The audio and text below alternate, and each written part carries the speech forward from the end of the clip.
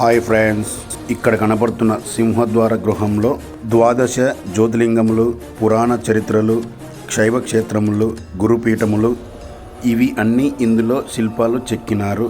ఇక్కడ కనబడుతున్న శివాలయం టెంపుల్ చాలా ఫేమస్గా ఉంది.